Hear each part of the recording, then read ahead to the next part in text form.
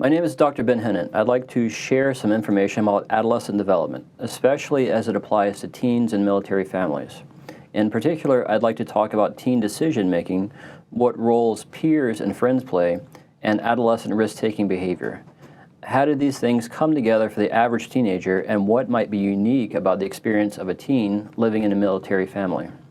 One thing I like to do in my classes on this topic is to have people put themselves back in the shoes that they wore as teenagers. So think for a minute about the dumbest, most dangerous, stupidest things that you did when you were a teenager.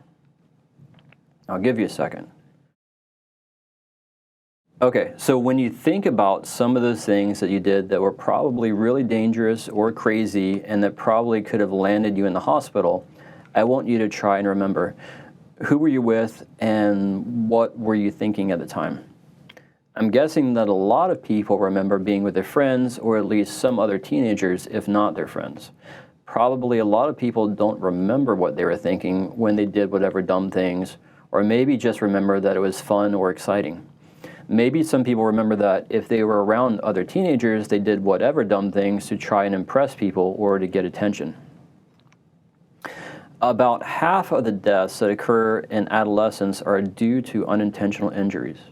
Most of those unintentional injury deaths can be attributed to vehicle accidents, with a smaller percentage that could be attributed due to drowning or accidental poisoning.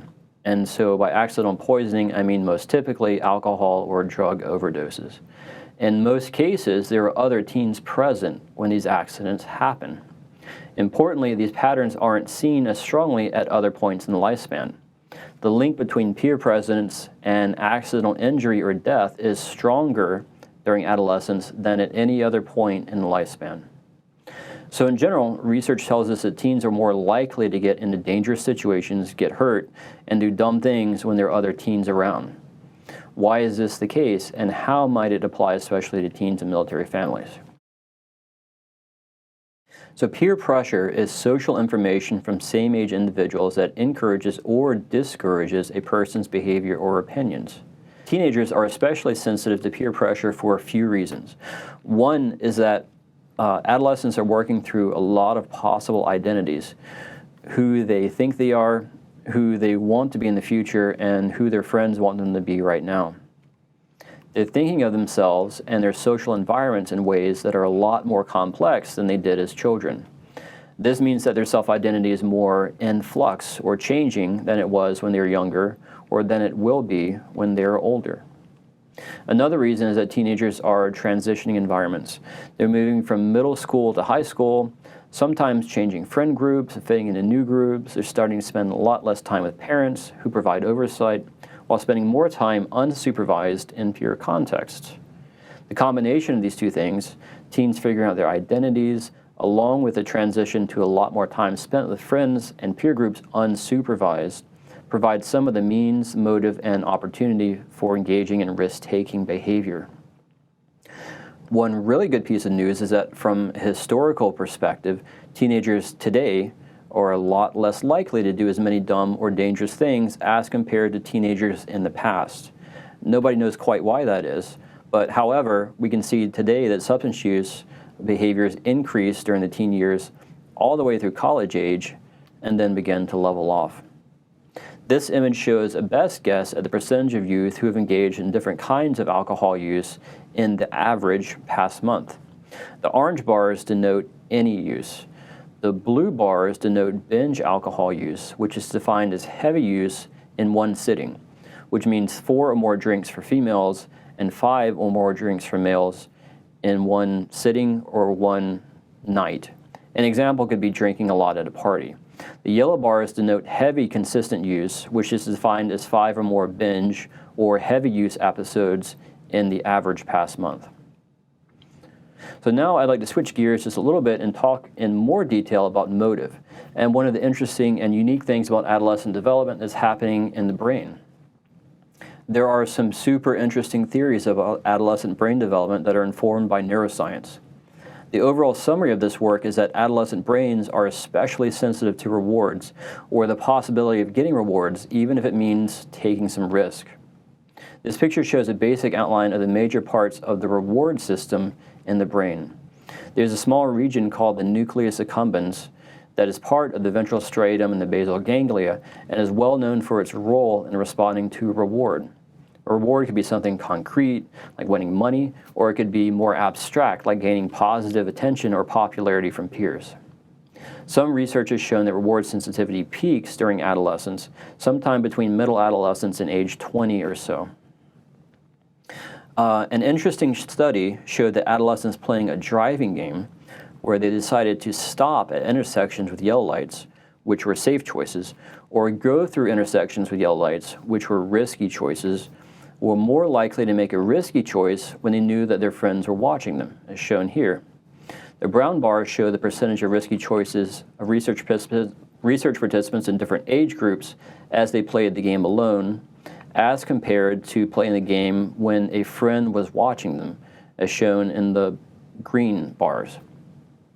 Clearly, teenagers made more risky choices when they were being watched by friends, as compared to young adults or adults.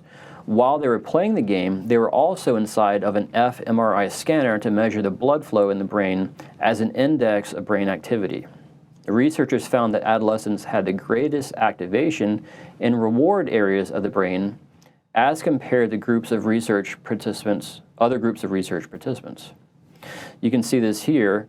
I had mentioned the ventral striatum as part of the reward network in the brain, and you can see adolescents over here are showing the greatest brain activity, neural activity in the ventral striatum as compared to young adults and adults, especially when peers are watching them play the game.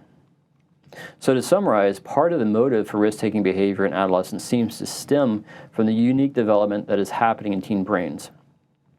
The adolescent brain seems to be especially sensitive to reward, and the presence of peers seems to amplify that sensitivity.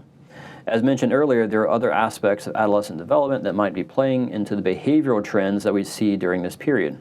Specifically, teens are looking into themselves and to others to help them define their identity, and are spending increasing amounts of time unsupervised with peers rather than with parents. So what is unique about the experience of teens in military families? There are a few unique aspects that can be both a challenge and an opportunity. First, teens in military families will usually experience more transitions than the typical teen. Changing assignments often means physically moving from one location to another, which means changes in groups of friends, peer groups, and the challenge of integrating into new social groups. In the context of these transitions, I think here are some key points. I think one key point is positive peer influences. By this, I mean that peer pressure can promote good or bad behavior. And so during these transitions, it provides an opportunity for adolescents who may have been affiliating with peers or hanging out with friends who might not have been the best influence on them.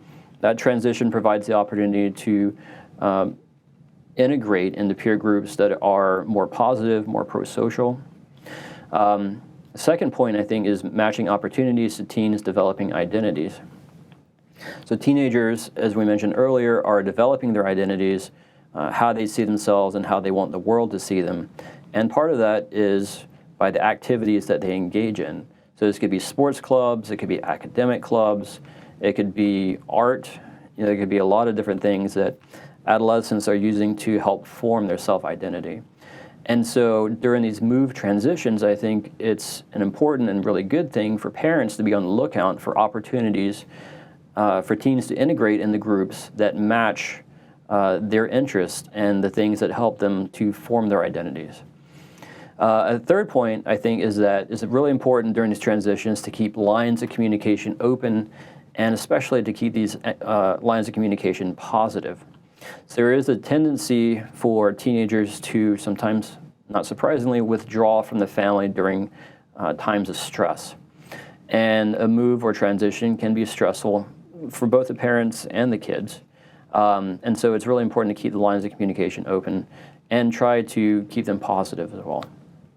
The last point I want to make about the transition context is that parents should not push too hard. And by that, I mean right after they transition, teens need some time potentially to acclimate, to find the social or peer groups that fit them best. and parents shouldn't be pushing them too hard to fit into a particular friend group that the parent thinks that they should fit into. But on the other side of that, it's also important to keep an eye out for isolation, especially after a time of transition. As I mentioned, there is that tendency for teens to sort of withdraw during a time of stress, and that can lead to isolation, which can lead to later problems with fitting into peer groups and all kinds of internalizing problems or symptoms like anxiety or potentially depression. So it's a fine balance to make, but there's some things to keep an eye out for. Outside of the military move and transition context, I think some other key points are, first, emphasizing service as a source of pride and identity. And so we've talked quite a bit about how teens are developing their sense of identity, and being a child of a service member can be a significant part of that developing identity, and can be a real source of pride for teens. Again, outside of the context of a transition, I think that it's important that while being a child of a service member can be a source of pride, I think it's also important that parents don't expect that service would be necessarily inherited from parent to child.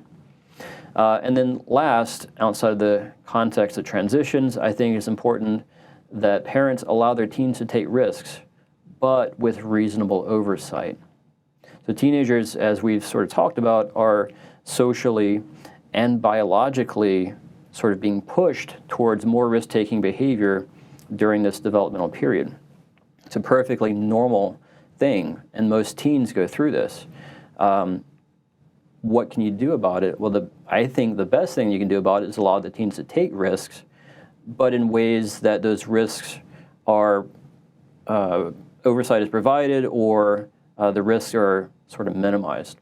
So I'll end with a quick example that I think is a great one of providing teens with opportunities for safe risk with minimal oversight. There's a local high school that hosts a casino night every year after graduation. Instead of going to a party with a lot of potential for drinking and drunk driving, etc., most teens at this high school instead choose to attend the casino night. It's not perfect. They are gambling, even if it's not with real money, but it does seem like a very inventive solution to potentially more dangerous alternatives.